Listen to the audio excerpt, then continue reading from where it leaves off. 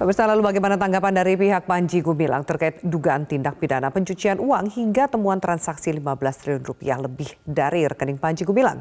Kita langsung bertanya kepada kuasa hukum Panji Gumilang, Hendra Effendi. Pak Hendra Effendi, selamat sore. Ya, selamat sore, Mbak. Ya, baik. Pak Hendra, apa tanggapan dari klien Anda mengenai informasi yang disampaikan oleh Menko Polhukam Mahfud MD yang menyebut adanya dugaan tindak pidana pencucian uang karena penyalahgunaan aset-aset di Pondok Pesantren Al Zaitun? Ya, baik Mbak dan pemirsa ya semuanya. Berkait dengan keuangan atau sirkulasi keuangan yang hari ini disoroti di Pondok Pesantren Al Zaitun, menurut klien kami itu seluruhnya semata-mata bersumber dari santri atau orang tua santri dan kemudian bersumber dari sumbangan-sumbangan donatur-donatur yang memang selama ini mendukung atau memberikan donasinya untuk semata-mata pembangunan di Pondok Pesantren Al Zaitun. Jadi klien kami menyampaikan bahwa karena itu kebutuhan sehari-hari yang cukup besar, mulai dari makan, minum, kesehatan, berbagai kebutuhan santri, guru atau ustadz, kemudian para karyawan dan seluruh sivitas di Al Zaitun yang kurang lebih di 10.000 orang lebih ya setiap hari, ya tentunya otomatis berkait dengan sirkulasi uang yang di situ secara tidak langsung akan kita lihat besar ya. Namun kalau kita merujuk kepada apa yang disampaikan oleh klien kami, Profesor Dr. Syekh Abdul Salam Rasidi Panji Gumilang MP, ini hal yang sangat memprihatinkan kalau kami dengar sampai hari ini itu rekening dibekukan.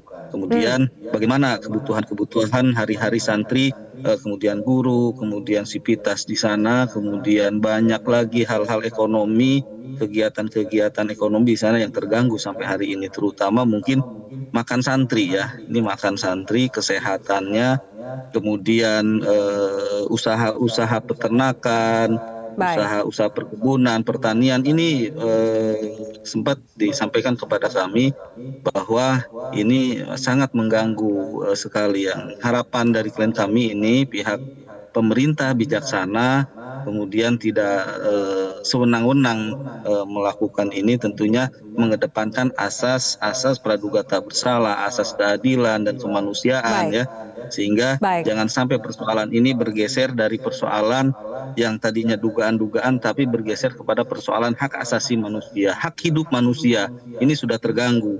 Jadi dan hak hidup manusia bukan satu orang, di sana ribuan. Jadi tapi apakah klien Anda bisa mempertanggungjawabkan soal transaksi sekitar 15 triliun yang dilaporkan oleh PPATK, termasuk juga jumlah aset-aset tanah yang mengatasnamakan Panji Gumilang dan anak istrinya? Ya, berkait dengan aset-aset tanah ya, yang kami ketahui bahwa tanah itu seluruhnya adalah milik yayasan yang kemudian secara administrasi itu diatur sedemikian rupa supaya semuanya bisa berjalan. Jadi tidak ada atas nama pribadi secara mutlak. Mungkin kalau mengatasnamakan dalam berorganisasi ini ya sah-sah aja selagi itu tidak bertentangan dengan hukum ya berkait dengan tanah ini. Dan klien kami juga menyampaikan kepada kami bahwa tidak ada yang dimanfaatkan secara pribadi, khususnya di sana terkait tanah-tanah itu seluruhnya dimanfaatkan untuk kegiatan pesantren, untuk kegiatan berkait dengan sawah, dengan perkebunan, dengan pertanian, itu pure semuanya untuk kemaslahatan santri-santri dan nanti seluruh tergantung bagaimana pemeriksaan dari pihak yang berwajib ya Pak Hendra. Ada yang mengatakan juga bahwa Panji Gumilang ini merasa sangat nyaman lalu kemudian melakukan dugaan tindak pidana soal uang, kemudian juga soal aset yang tadi Anda jelaskan. Apa tanggapan dari klien Anda? Termasuk klien Anda menjanjikan bahwa nanti uang ini akan dikembalikan. Apa dasar dari statement itu?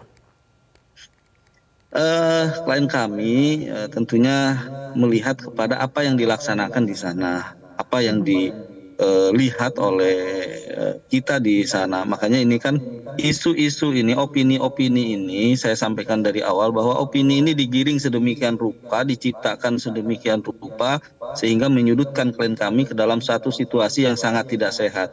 Seluruh masyarakat Indonesia ketika ada isu perjinahan di sana dengar, hampir percaya sebelum padahal mereka belum lihat ke Al-Zaitun. Hari ini Al-Zaitun membuka pintu seluas-luasnya bagi siapa yang ingin tahu tentang pesantren, tentang Al-Zaitun, silahkan datang. Ya, silahkan datang. Tanyakan langsung, jangan mendengarkan informasi karena kami juga diberikan arahan oleh pimpinan pesantren. Apabila kita mendengar isu-isu atau informasi-informasi yang tidak jelas, maka lakukan tabayun. Ya, Baik, itu arahan dari itu bentuk akidah kita sebetulnya karena itu perintah Tuhan, perintah baik. Pak Hendra, mohon maaf, Allah. Jadi setiap sepertinya kita mendengar informasi sambungan telekomunikasinya agak sedikit terganggu. Pertanyaan terakhir berkait. saya, lalu kita tahu bahwa sudah naik status kasus Pak Panji Gumilang ini. Apa tanggapan dari klien Anda dan terutama jika kemungkinan terbesar menjadi tersangka?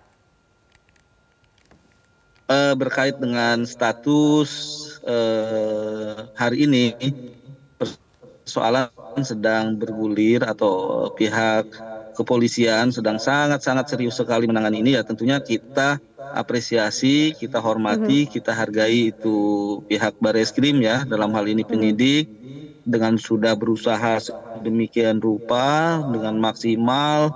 Ya kami tahu, kami juga sering koordinasi bahwa banyak sekali saksi ahli, banyak sekali saksi-saksi yang dikumpulkan untuk Ya, menjelaskan atau melihat titik terang dari persoalan ini. Harapan kami semuanya berjalan dengan baik dan tentunya pihak kepolisian ini memberikan satu analisa dan sebagainya dalam tahap penyelidikan ini hasilnya yang terbaik. Kita baik. hormati mereka. Seperti Baik, itu. kita nantikan proses hukum yang tengah Ya. berjalan. Terima kasih Pak Hendra Effendi, kuasa hukum dari Panji Gumilang untuk wawancara Anda di Prime Time News pada sore hari ini. Selamat sore.